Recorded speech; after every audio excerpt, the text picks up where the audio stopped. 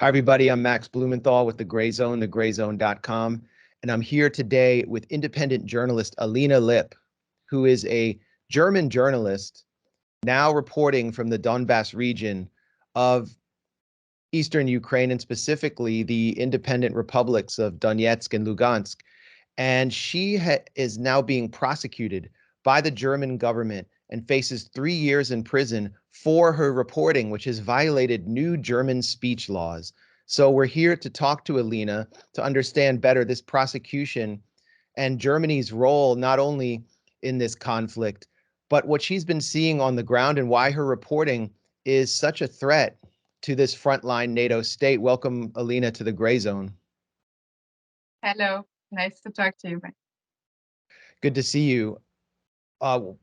Describe to us this prosecution, and I understand it's sort of framed as a lawsuit. You're not allowed, you're not welcome to show up at the hearing.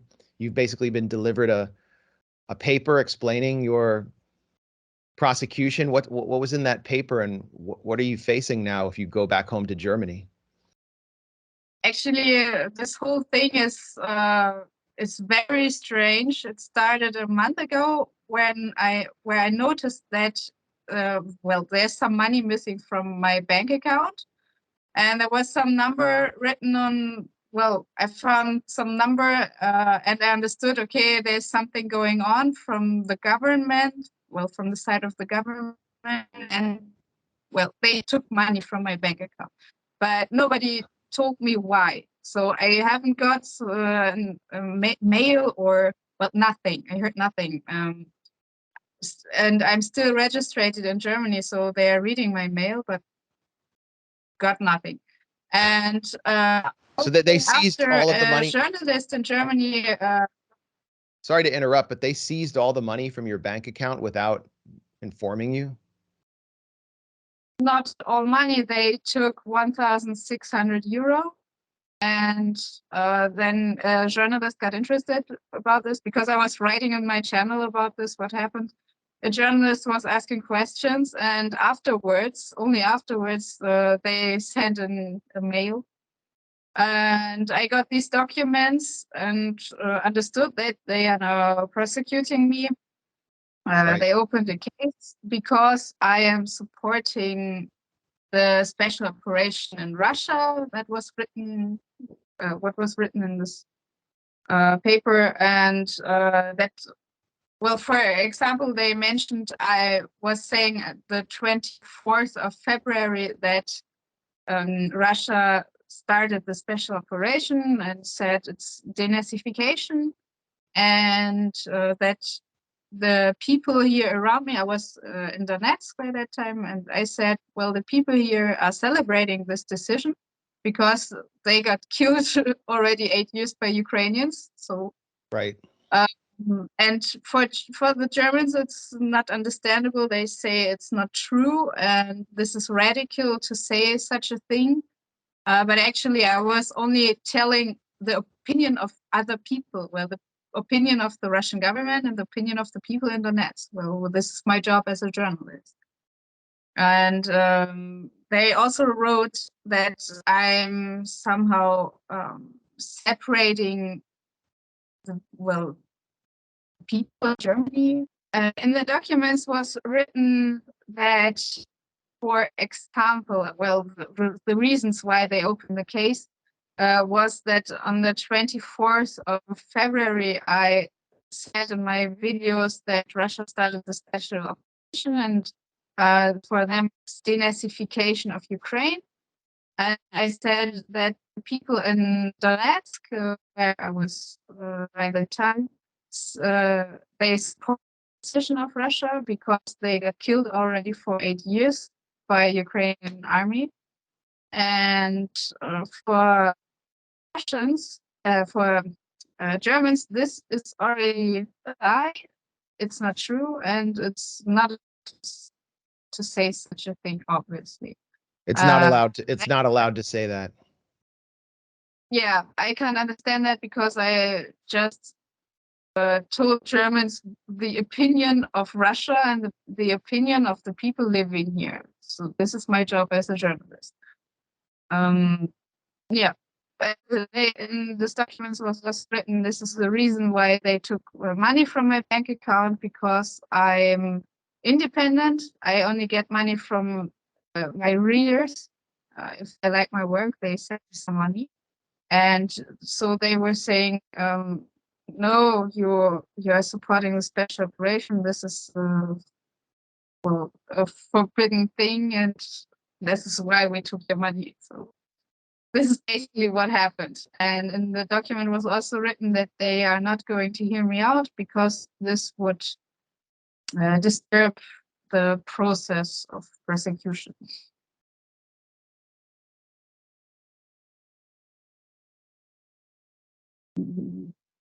Well, then, oh yeah, they're shooting.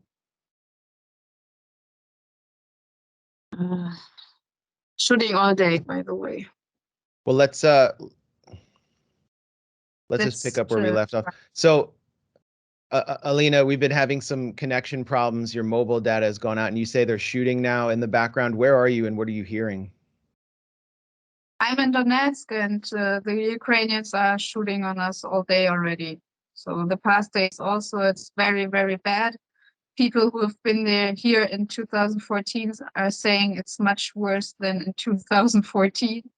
Yeah. And we all understand, we can't understand why it's still going on and getting worse. So lots of people dying every day. Well, it's it pretty appears scary. it's. Are you frightened for your safety where you're sitting right now?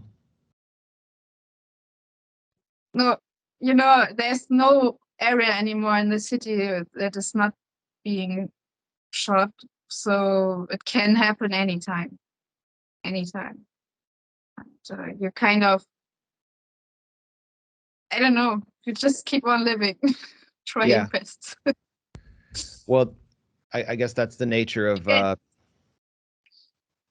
the work. The U.S. has delivered high mobility artillery rocket systems to the Ukrainian military, and it appears that these are being used to launch strikes in civilian areas, including on markets in the Donetsk region. Have you been reporting on these attacks on civilians by the Ukrainian army, and is this something that has upset the German government? Yes, actually, a few weeks ago, they shot down a market here in Donetsk, and the German first channel, so in the main German news, was saying that the Russian army destroyed this market. Bei dem russischen Angriff getötet, mehrere verletzt worden sein. Gegen den massiven Beschuss der russischen Armee ist die Ukraine zunehmend machtlos. So that Russia was shooting on this market in Donetsk. It is incredible because I was here, I filmed it, and then I made it public in my channel, and I translated it also into Russian. And every channel, every news channel in Russia showed my video with the translation. Everybody was shocked. And after a few days, the German first channel wrote on their page, well, apparently we made a mistake. We're sorry. But somewhere down there on the side where nobody's reading about this. But at least we, with my auditory, had made it enough pressure on them. So, yeah.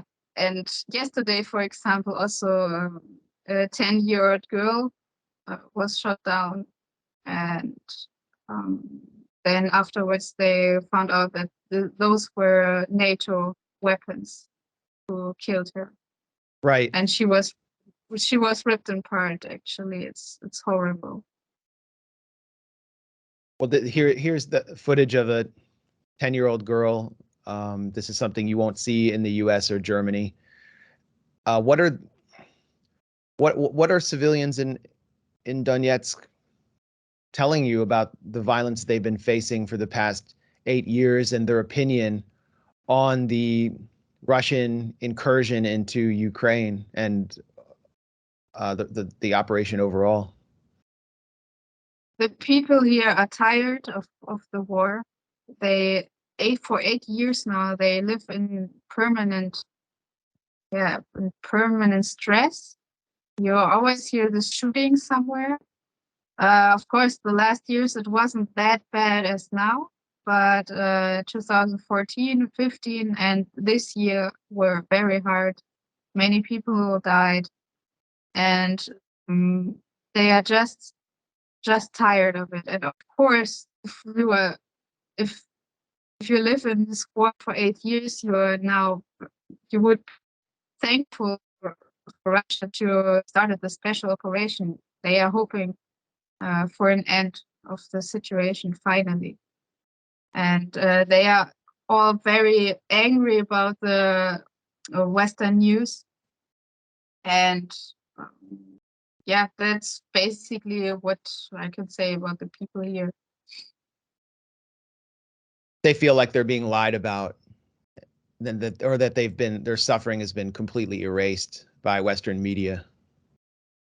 Yeah, of course, they are shocked. They are sad, and yeah, no words for it.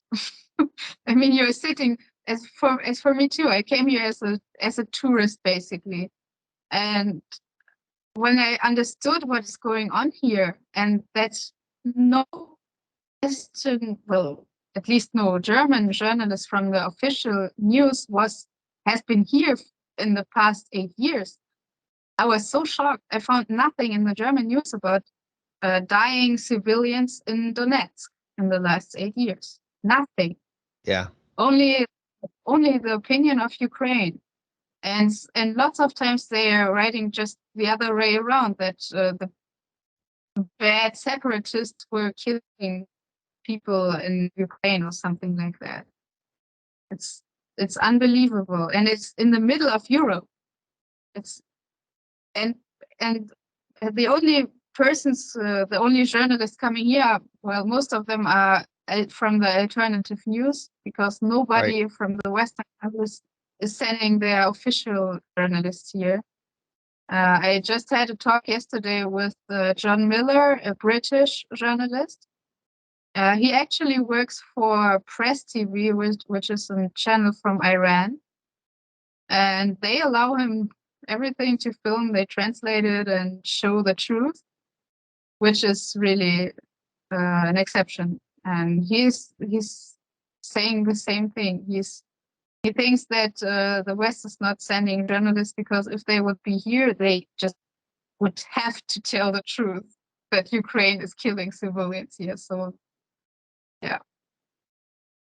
Yeah, I had my own experience with the German media when I went on a speaking tour after covering Israel's assault on the Gaza Strip in 2014. I went to Berlin with an Israeli journalist from the alternative press, David Sheen, and as soon as we arrived to do our speaking tour, we were labeled in Berliner Morgenpost and the whole Springer press as anti-Semites, even though we were both Jewish. And Der Spiegel eventually picked up on the narrative as well. Every mainstream paper in Germany and even members of the Bundestag, the German parliament, demonized us as anti-Semites. They even called us Holocaust deniers. And there was no divergence from the official line. I guess my question is, do you think that this is something about this, that the reporting of this conflict in Ukraine says something about the culture of the German mainstream media, or is it coming from the top down? Is the state compelling reporters to report the official line? I think it's both. I think that the German government indeed is orientated to the US and to Great Britain. And yeah, if you look on the structure of the German official news, you understand that in the last years there were about 7 big news companies buying all small like television channels, newspapers, and so on. So they are all somehow connected to one of the 7 big media houses. And the bosses of these media houses are all connected to politicians or to transatlantic organizations and so on. And yeah, this explains a lot. And the other thing is that for the past, I would say, 15 years, they were writing only in a bad way about Russia. So people never heard something neutral or positive about Russia.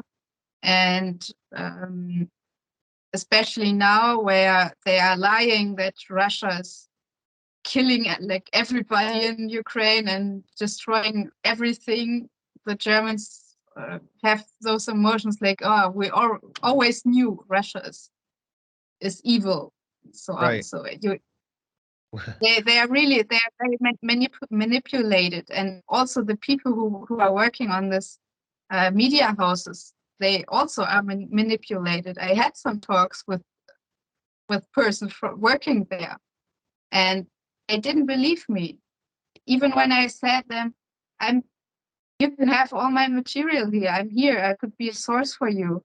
They answered, oh, we don't believe you because maybe if you film an interview with a civilian, behind your back is standing a Russian soldier with a weapon.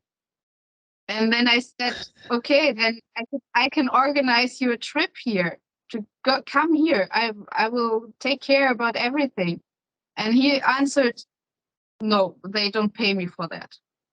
Yeah, I just asked Sergey to get his gun out of the shot because it was pointing too close at your head. Yes, Sergey, can you stay back a little? Thank you. Spasiba. Yeah, please. Yeah. So yeah, it's unbelievable. That was my feeling in Germany, just being there and being the subject of this all-out information warfare assault, was just how unbelievable it was, and that only maybe one or two columnists or reporters were interested in what I actually had to say. Germany, we were talking before, and your connection was disrupted. As you said before, there's shooting taking place all around you. You can hear it in the background, so our Wi-Fi connection is not as good as it can be.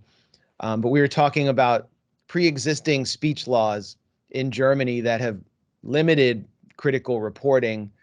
It's my understanding that Germany, the German government, has banned the use of the letter Z in support of the Russian operation, and the term denazification is also outlawed. Is that correct? And can you talk about some of the other censorship activities of the German government that led up to February 24th? Yeah, of course, it's true. You are not allowed to wear a Z anymore. You have to pay for that if you are doing so. There were cases where people organized demonstrations for Russia, well, to support Russia or against Russian discrimination.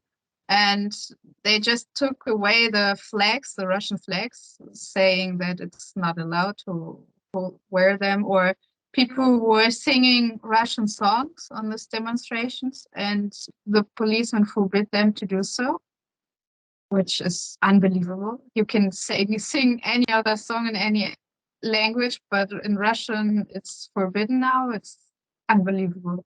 Or there were videos of a teacher criticizing a father or student, that he is wearing a jacket with a Russian flag, and this is forbidden now.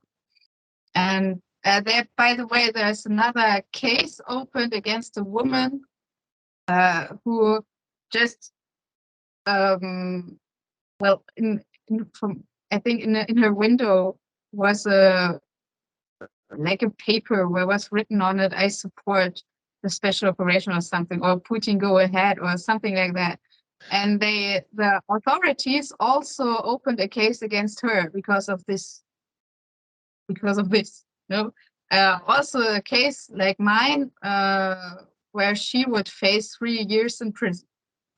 It's as I told you before, this famous journalist from the alternative media, when he went to Austria and they didn't give him a new bank account there, he tried in all European countries to open a new bank account, and no bank gave him one. So they, I don't know, all European countries somehow working together in this case. I don't know. It's shocking. Well, it suggests sort of intelligence sharing and collaboration against people for their speech across Europe. It's indeed shocking. What are they so afraid of? What are the German authorities so afraid of, in your opinion?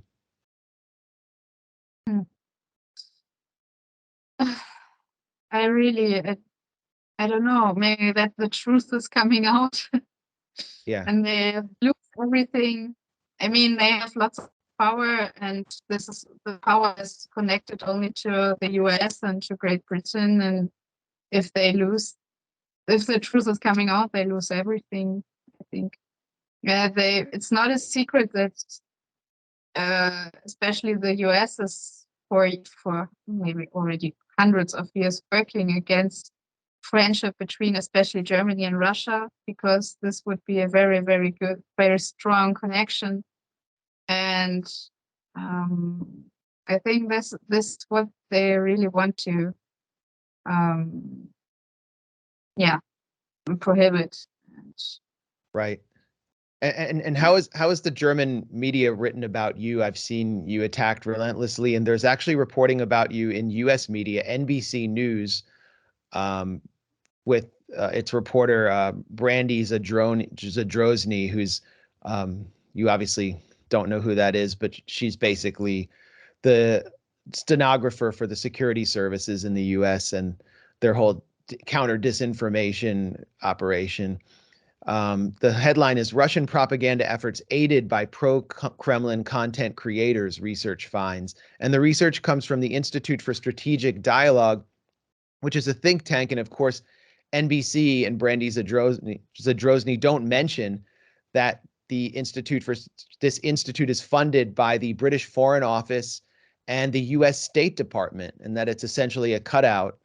And they write this at the end of the piece about you. Among the dozen most influential Western propagandists identified by ISD, the Institute for Strategic Dialogue, is Alina Lipp, a German creator who claims backing Ukraine is akin to supporting Nazism, and reported the debunked claim that Ukrainians perpetrated a false flag massacre at a maternity hospital in Mariupol. And then it talks about how you have a growing Telegram following. Obviously, they're trying to put pressure on Telegram. What is your, well, I should say before I ask you for your response that this same institute has targeted the Grayzone. They've said my colleague, Aaron Mate, is the most prolific spreader of disinformation on the issue of Syria. So obviously there's a broader operation, but what is your response to this claim that you are the most influential Western propagandist spreading disinformation on Ukraine? Well, somehow it's great to be the most informative, the biggest. But what I'm doing is only filming what is going on here. I'm just reporting. I'm translating most of the time Russian content into German, explaining what is going on here. I do interviews with civilians and translate them into German. I'm just showing what is going on here and what Russians or the Donbass people are thinking. I don't know where they see propaganda. And this, what they mentioned with the Nazis in Ukraine, this is the fact. I mean, I know that in the West, there's a lack of information about that. But if you're here, everybody knows about that, and you see it, and you hear horrible stories of people telling how this Adolf Nazis and so on were raping people, or all this. Well, you see the pictures of the soldiers with their tattoos, with swastikas and so on. So Yeah. it's and there was even, like, for example, Zelensky or other officials saying that they support Nazis like Bandera and so on. So it's all out Zelensky, there. But yeah, Zelensky himself said it's cool and normal for Ukrainians to support Stepan Bandera, who was the founder of the Organization of Ukrainian Nationalists, which collaborated with Nazi Germany during World War II. Степан Бандера – герой для какого-то процента украинцев. И это нормально, и это классно. Это один из тех людей, который защищал свободу Украины. Да. So yes, it's out there. I mean, your own state broadcaster Deutsche Welle has reported on it. NBC has reported on it, but all the reporting stopped on February 24th about the presence of Ukrainian Nazis in the Ukrainian military. yes, yeah, it's true. I just want to It's make true. sure, because I'm sure the Institute for Strategic Dialogue will watch this, and I want them to make sure that we have all of our bases covered. And we've also reported on the incident at the maternity hospital in Mariupol, where witnesses told a story that was inconvenient to the NATO narrative. I don't know if you want to comment on that since it was mentioned.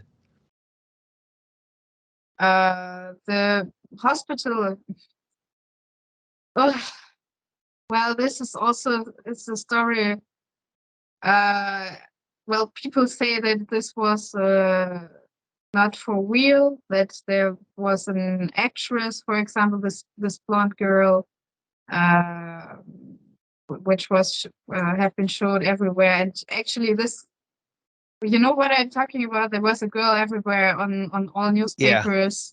Yeah. Who was, yeah, but actually after this incident, she gave a huge interview explaining everything, and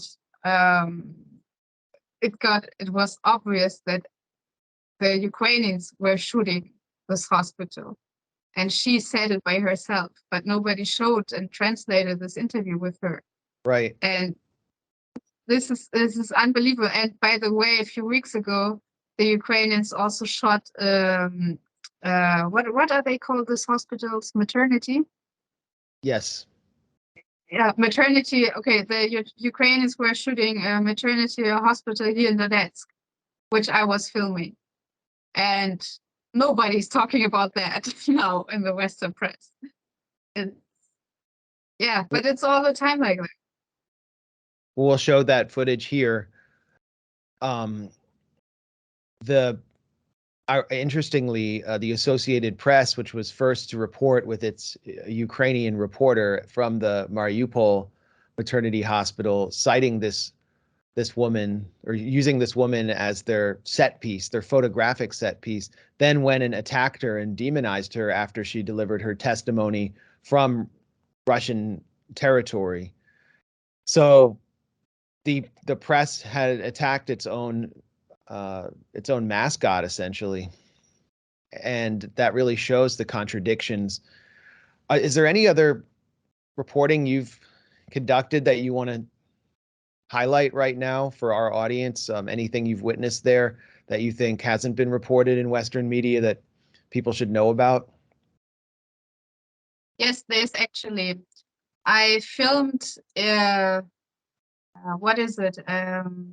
Well, in Mariupol, in the harbor, there are some. What is it? Like special buildings with corn.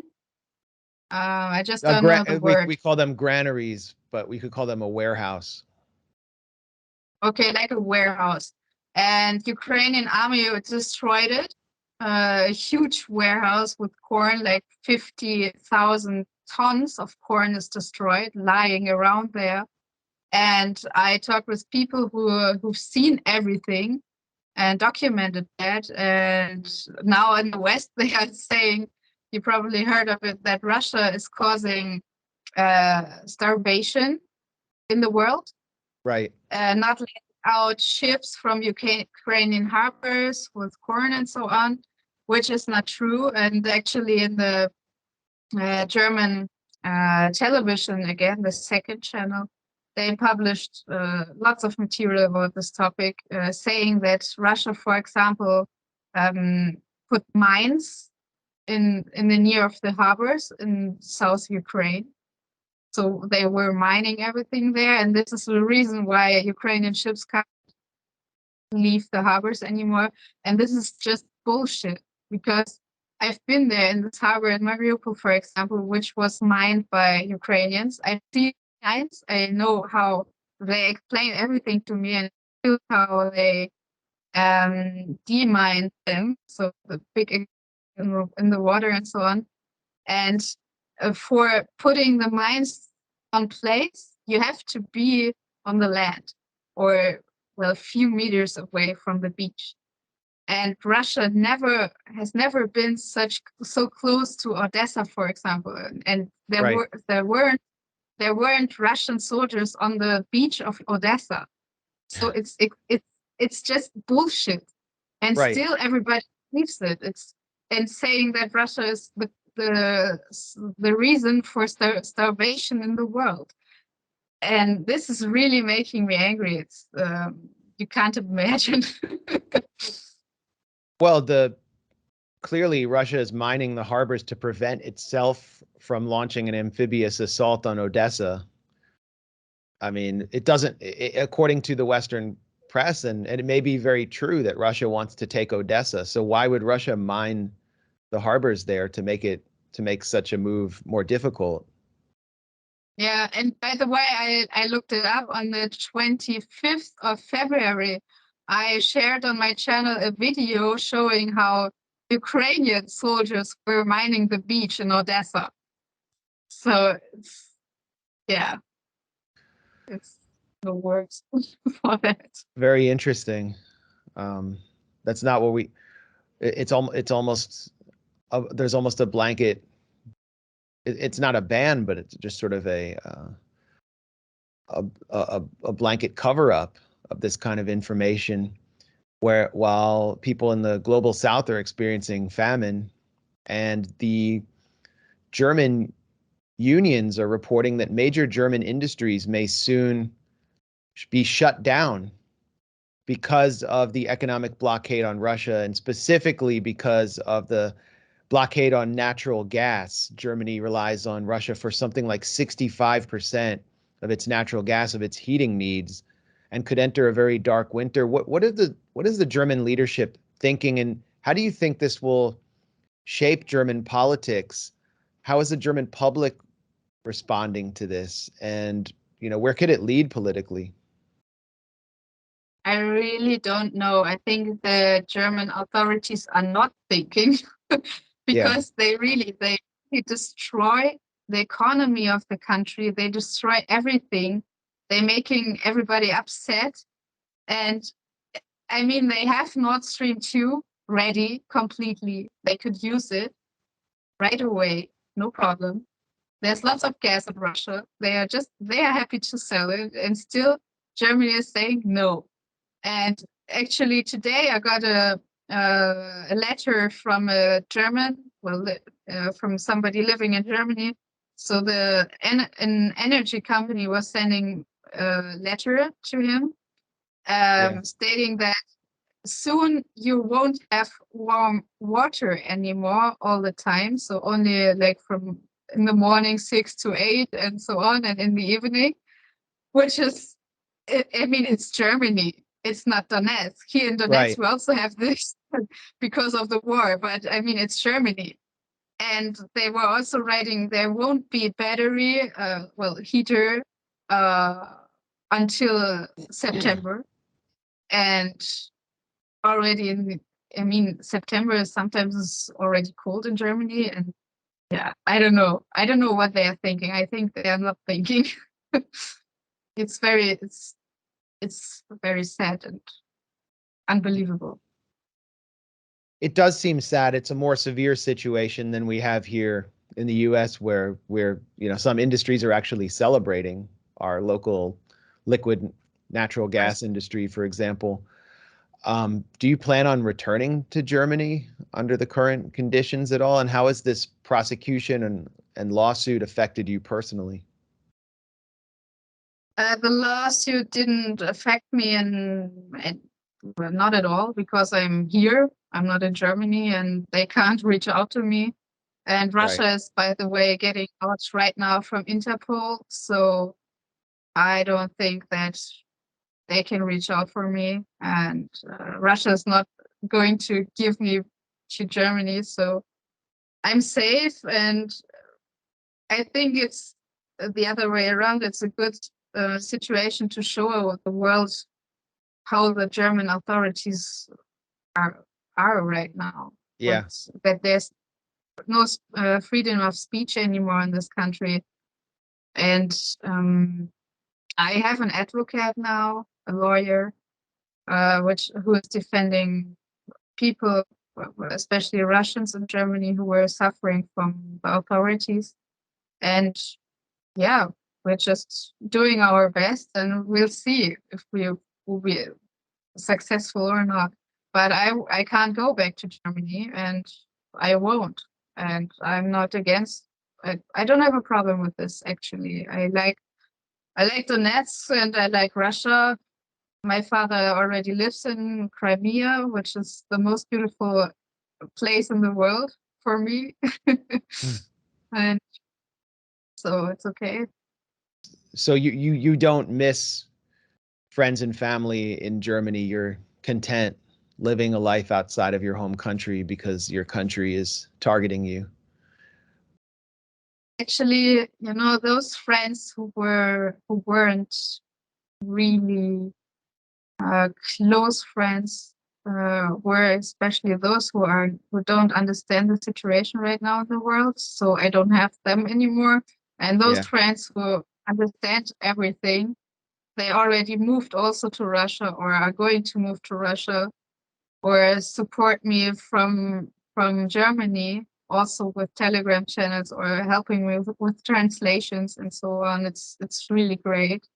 And my mom is also moving to Russia now, and so it's okay as it is. No, I think the most important thing in this crisis is that more people, especially journalists, should come here to the war zone. It's not that bad as you think. It's not that dangerous. And we are lots of Western journalists already, and support each other. And we would also support you if you would come here. And this crisis we have right now, this is, as I see it, it's not only between Ukraine and Russia, it's between the whole West and Russia. And the whole world is going to change. And I hope for the best, and not in a direction some authorities in the West want it to be. So it's really, the information war is the most important thing right now. And I mean, for example, me, I've never been a journalist before. I had my blog about Crimea for a couple of years, but it was a hobby. Actually, I studied environmental conservation. So just after I came here a few months ago, I started with journalism. So everybody can come here and do that. Yeah. And you, how did you arrive there? Describe for us your journey, because you mentioned going to the area as a tourist, and how did you arrive in Donetsk? I have a friend living in Russia, but he's from Donetsk, and he helped me organizing the trip. And there are already pages in the internet from, for example, the information ministry, just explaining how you can get here, where you can stay, where you get accreditation, and such. So questions like that. So it's not that. It's pretty easy. Yeah. The people are happy to have you here. So. Well, maybe we'll make the trip at some point at the Grayzone. We've been many places showing the other side of the story and breaking the media blockade, and that's what you're being punished for, in that same spirit. So thanks so much, Alina Lipp, for your reporting and for describing to us the true nature of liberal democracy in Germany. Thank you, too. It was nice talking to you.